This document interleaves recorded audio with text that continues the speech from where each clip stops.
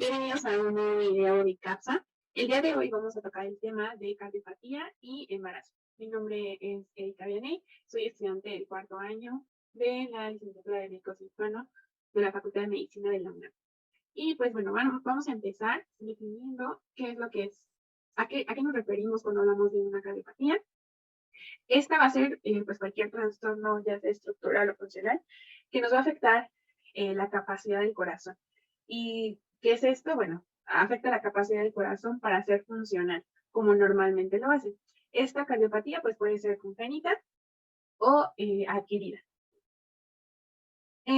Nosotros cuando hablamos de muerte materna en los temas de ginecología y obstetricia es muy frecuente utilizar el término de muerte materna, pero esta muerte materna puede ser directa o indirecta. Cuando nosotros hablamos de muerte materna directa, el principal motivo se relaciona con eventos que están directamente relacionados con el embarazo, por ejemplo, preeclampsia, alguna hemorragia, infección. Estas son las muertes maternas directas. Cuando hablamos de muerte materna indirecta, son las que resultan de una enfermedad existente desde antes del embarazo o de una enfermedad que evoluciona durante el mismo, las cuales pues no son causadas eh, directamente por causas obstétricas. Entonces, ¿qué significa esto? O sea, muerte materna indirecta son el resultado de una enfermedad preexistente que ya existía antes de comenzar el embarazo y, o que se vio agravada por los cambios fisiológicos del embarazo y por lo tanto pues evolucionó durante el mismo. Entonces, cuando hablamos de una cardiopatía de embarazo, estamos hablando de una muerte materna indirecta. La cardiopatía pues va a ser, la GPC menciona que va a ser la primera causa de muerte materna indirecta, la cual pues va a constituir hasta un 14% de estas muertes. Por lo tanto, pues sí es un número considerable la relación cardiopatía y embarazo. Dentro de estas cardiopatías, la más frecuente va a ser las de carácter congénito. Aproximadamente el 75% de las cardiopatías en el embarazo, pues son cardiopatías congénitas. Y bueno, aquí tenemos una tablita en donde nos dicen que parte de esas cardiopatías congénitas, una de las más comunes son los defectos conotroncales, los cuales pues se refiere a, por ejemplo, la tetralogía de Fallot, la transposición de grandes vasos. Y bueno, actualmente sabemos que en nuestro país ha aumentado la prevalencia de obesidad y diabetes, por lo que pues estas condiciones van a ser factores de riesgo para poder desarrollar una cardiopatía isquémica, la cual pues entonces podemos decir que esto se está convirtiendo en un factor muy importante dentro de la relación cardiopatía y embarazo. Algo muy importante que hay que tomar en cuenta es que las gestaciones en madres cardiópatas también se va a asociar a una mayor incidencia de ciertos eventos, como pues estas madres cardiópatas pueden tener, o más frecuentemente tenemos amenaza de parto pretérmino, una restricción de crecimiento intrauterino, la presencia de sufrimiento fetal y la mortalidad perinatal. Por todo esto ya vimos que pues el tener una madre cardiópata pues incluye muchos factores que hay que tomar en cuenta, por lo que pues necesitamos nosotros reconocer datos que nos van a sugerir un padecimiento cardíaco. Esto va a ser importante porque dentro del embarazo suceden cambios fisiológicos. Y dentro de estos cambios fisiológicos hay cambios fisiológicos cardiovasculares. Por ejemplo, ahorita vamos a ver algunos en donde aumenta el gasto cardíaco, en un periodo del embarazo disminuye la presión, en otro aumenta, pero estos son fisiológicos, son parte de ese cambio que está sucediendo dentro del organismo de la madre. Pero nosotros tenemos que saber diferenciar en cuándo son cambios fisiológicos y qué signos y síntomas nos están refiriendo como tal un padecimiento cardíaco. Pues para poder involucrar un equipo multidisciplinario, poderla tratar, poder planear una estrategia individualizada dependiendo del caso, porque no todas las pacientes son lo mismo, y pues así poder disminuir al máximo las complicaciones tanto maternas como fetales. Este va a ser nuestro principal objetivo, ya que en estos padecimientos cardíacos, esa asociación de cardiopatía y embarazo, hay muchísimas complicaciones donde se ven afectados tanto la mamá como el feto. Algunos factores de riesgo para eh, este padecimiento que nos ponen aún más en riesgo y en poder presentar complicaciones, pues es el tabaquismo, la obesidad. Sabemos que dentro del embarazo, pues hay un aumento de peso, ¿no?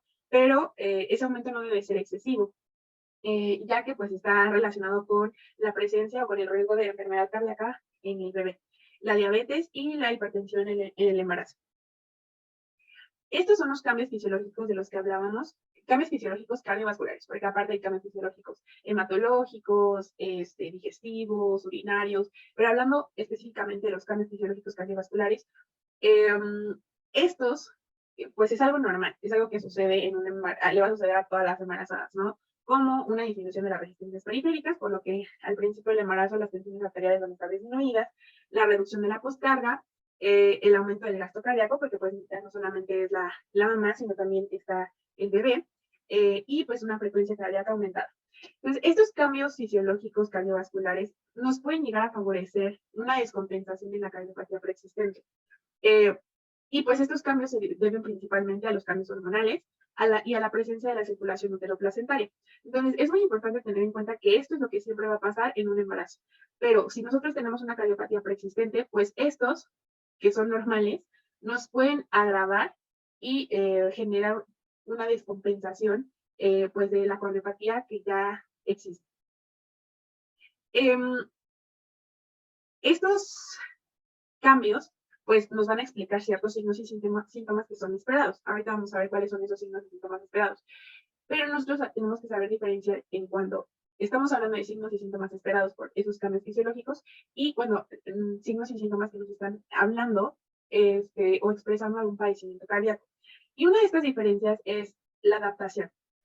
La adaptación cardiovascular a estos cambios fisiológicos va a ser buena cuando pues la paciente está sana, ¿no? No hay una cardiopatía, no hay un padecimiento cardíaco, entonces el organismo de la mamá puede adaptarse de una forma correcta, ¿no? A pesar de que pues el embarazo es un reto completo para el organismo de la mamá, ella tiene la capacidad de adaptación, porque pues no tiene algún otro padecimiento o cosa con la cual lidiar. Pero si nos encontramos con una madre cardiópata, en donde de por sí su cuerpo está tratando de compensar la cardiopatía existente, ahora necesita también adaptarse a los cambios fisiológicos que le está exigiendo el embarazo. Entonces, esta adaptación cardiovascular no se va a llevar de manera correcta o no se va a llevar en la presencia de un padecimiento cardíaco, porque pues el organismo no va a tener la capacidad de adaptación. Y pues cuando no hay capacidad de adaptación, pues justamente suceden estos signos y síntomas que se relacionan con algún padecimiento cardíaco. Estos son algunos signos y síntomas esperados, normales, a causa pues de estos cambios fisiológicos, como pues una disminución de la tolerancia al esfuerzo con disnea, fatiga, un edema de extremidades inferiores, sensaciones de palpitaciones y mareos, y que esos son signos y síntomas muy comunes que podemos observar en una embarazada. Y cuando nosotros estamos hablando o nos encontramos ante la presencia de un padecimiento cardíaco, podemos encontrar estos signos y síntomas como síncope, algo muy importante, la disnea paroxística nocturna, que pues en las noches la madre refiere que se ahoga, ¿no? Por la noche y es necesario que se incorpore para poder calmar esa sensación, ¿no? Esa disnea no solamente es al esfuerzo, la disnea también es en reposo, tiene tos crónica y persistente, puede llegar a tener clínica de angina de infarto, como el dolor torácico, estertores, hepatomegalia, cardiacalia, taquicardia, edema masivo y generalizado. Y pues bueno, estos son los más importantes. Ahora, ¿cómo vamos a clasificar a nuestra madre cardiópata? Hay una clasificación que es de la NIJA, la cual nos permite predecir un poco el desenlace del embarazo, ¿no? Nosotros clasificando funcionalmente a la mamá, nosotros podemos predecir el desenlace del embarazo. Esta clase tiene 4 niveles, ¿no? Y lo que vamos a evaluar una es cómo es la limitación de la actividad física y en qué momento se presentan los síntomas. Síntomas como disnea, palpitaciones y dolor, ¿sale? Entonces, en la clase 1, pues bueno, no hay limitación de actividad física, prácticamente pues la rutina diaria no ocasiona ningún síntoma. En la 2 la limitación es moderada, la 3 es un poco más marcada, está aumentada, y bueno, la 4 es prácticamente una incapacidad, ¿no? Y aquí los síntomas, pues incluso se encuentran en el reposo. ¿Por qué va a ser importante esta clasificación? Porque, como les comentaba, nos permite tener una visión del desenlace del embarazo. Nos mencionan que la clase 1 y la clase 2 relativamente son seguras, por lo que tiene un bajo riesgo de mortalidad materna. Por esto no significa que no pueda llegar a tener complicaciones. Toda madre con cardiopatía puede llegar a desarrollar complicaciones, pero pues va a depender, esas complicaciones van a depender pues de la funcionalidad que tenga, en qué clasificación funcional se encuentre y en el grado de mortalidad que presente. Este grado de mortalidad puede ser de acuerdo a la clasificación funcional y a la cardiopatía que está presentando, ¿no? Porque ahorita vamos a ver que hay otra clasificación que nosotros debemos de hacer con la madre cardiópata, que es la clasificación de Clark, que es el riesgo de mortalidad. Este riesgo de mortalidad lo que nos permite es dividir a las cardiopatías en 3 grupos, ¿sale? Este grupo 1, el grupo 1 son las cardiopatías de menor mortalidad, menor al 1%. El grupo 2 va las cardiopatías del 5 al 15% y el grupo 3 tienen un riesgo de mortalidad del 25 al 50%. Entonces, nosotros debemos de saber primero clasificar a la paciente cardiópata de acuerdo a su funcionalidad con la clasificación de la NIJA, pero también es importante nosotros saber de qué cardiopatía se está hablando, porque dependiendo de qué cardiopatía también es el riesgo de mortalidad que se le da. Por ejemplo, tenemos la estenosis mitral, que la estenosis mitral se encuentra en el grupo A y en el grupo 1 y en el grupo 2, según Clark. Pero la estenosis mitral en una clasificación funcional 1 y 2 es la que se encuentra con un riesgo de mortalidad menor a 1. Pero si esa estenosis mitral se clasificó funcionalmente en una clase 3 y 4, su riesgo de mortalidad aumenta del 5 al 15%. Entonces, estas clasificaciones van en conjunto. Primero, clasificarla de acuerdo a su funcionalidad y también nosotros debemos de clasificar la cardiopatía y ver qué riesgo de mortalidad tiene. ¿Cuáles son estas complicaciones de las cuales hablábamos? Bueno, esas van a estar determinadas. Una, por la adaptación de lo que veíamos, qué tanta capacidad tuvo la madre para poderse adaptar a los cambios fisiológicos del embarazo, si la hubo, si estuvo disminuida o simplemente no la hubo. La naturaleza de la cardiopatía, por lo que ya veíamos la clasificación según Clark, dependiendo de la cardiopatía, va a ser el riesgo de mortalidad que pueda llegar a tener y la repercusión hemodinámica que vamos a tener, ¿no? Lo que comentábamos, va a existir una relación entre la clase funcional de la NIJA y el desenlace. La clase 1 y clase 2 podemos decir que es un feto seguro, aún así pues no está exento de complicaciones, por lo que decíamos, también depende mucho de qué cardiopatía estamos hablando, ¿no? La clase 3 y 4 funcional, pues bueno, hay una mayor incidencia de presentar algún aborto, un parto prematuro, una restricción del crecimiento uterino, fetos pequeños para la edad gestacional, un síndrome de dificultad respiratoria y pues una muerte perinatal. Entonces estas son las de peor pronóstico. Y bueno, también nosotros debemos evaluar qué factores de riesgo nos pueden llevar a a tener complicaciones tanto maternas y fetales. Va a haber factores que nos nos pueden llegar a inducir ciertas complicaciones en la madre. Hay otros factores de riesgo que se relacionan más con complicaciones fetales y hay factores de riesgo que pues de los dos, ¿no?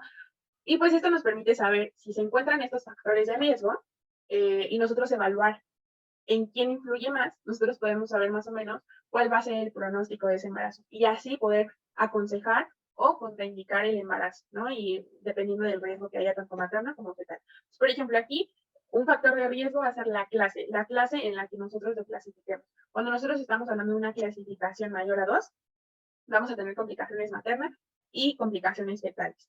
Y, por ejemplo, la edad materna nos va a influir más en las complicaciones fetales, el tabaquismo. Entonces, pues va a ser muy importante estas clasificaciones funcionales y el riesgo de mortalidad para nosotros definir si aconsejar o contraindicar el embarazo. Y bueno, también nosotros, aparte de saber qué tanto riesgo corre tanto la madre como el bebé, también necesitamos saber y valorar cuál va a ser el riesgo de transmisión. En este caso, pues las más comunes son las cardiopatías congénitas. Entonces, dentro de esas cardiopatías congénitas, el riesgo de transmisión son elevados. El que la cardiopatía se transmita al bebé va a depender de la madre y del padre. Depende de quién tenga la cardiopatía. O sea, si la presenta madre y padre, el bebé está en riesgo. Obviamente, si la presenta la mamá, pues hay mayor riesgo que si la presenta el papá.